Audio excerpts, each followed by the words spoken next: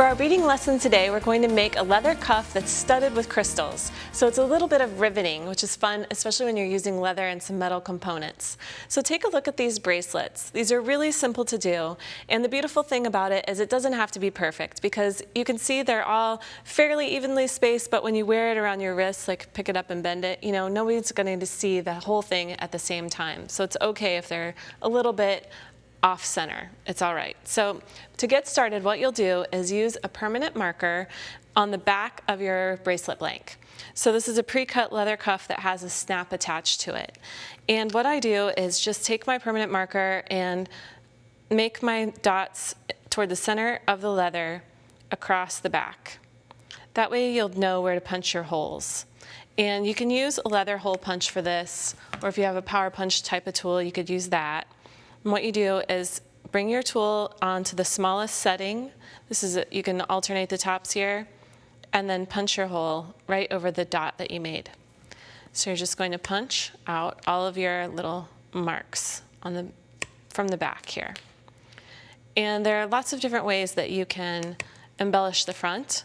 I like using the crystals because the combination of crystal with leather is a really great look.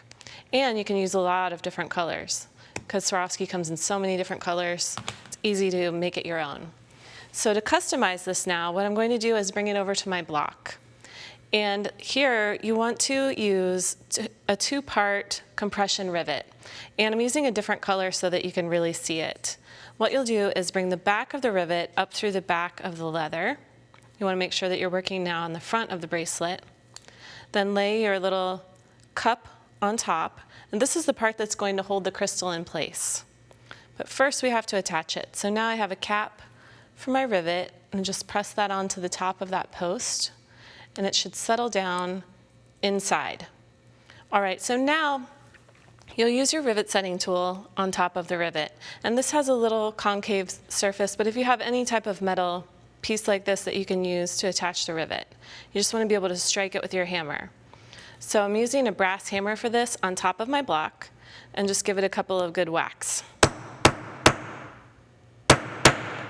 And the way that you can tell if this is totally attached is by looking at the back.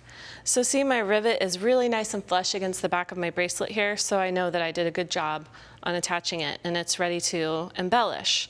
So I would go ahead and attach the rest of my cups to the top using the rivets. And that's what I did here on this blank bracelet.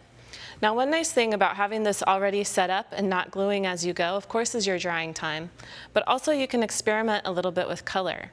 So this is a 6mm crystal that I'm laying in to the top of the cup here, just using my pickup tool. And you can kind of change it up a little bit, alternating colors. You could do all one color, but once you've decided what colors you want to use, then you're ready to go ahead and start gluing. But of course, you have to take these crystals out. So I'm just going to dump these out of my bracelet here. All right, so now our next step is to add some glue. And this is industrial strength adhesive. You could also use like a jeweler's type of glue. And you just need to get a little bit into the cup.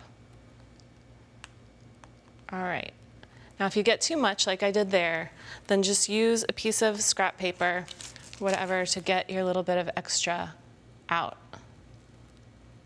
because we don't want that coming out around the edges of our crystal. All right, and then you're just going to pick up your crystal and place it on top. And then we're going to let that dry. Okay, so another idea for attaching rivets is that you can use other shapes. So for example, this is a flower shape. And it's the same idea where you attach it using your back of the rivet back to our bench block here, and then add our flower on top, and then use our little cap on top of the rivet, press it into place. Now you can strike this directly with the hammer to get a really flat look, and I'll show you what that looks like. Or you can use your concave tool to make your rivet domed. But if you just strike it, I like the way this looks. And all you do, and also this makes it a very low tools use. So then you can see you have your rivet very flat, and it's flat on the back, so we know it's attached. And you can embellish the top of this with a crystal as well. So I would just add a little bit of glue here, and then glue a 4mm crystal onto the top of your apple blossom.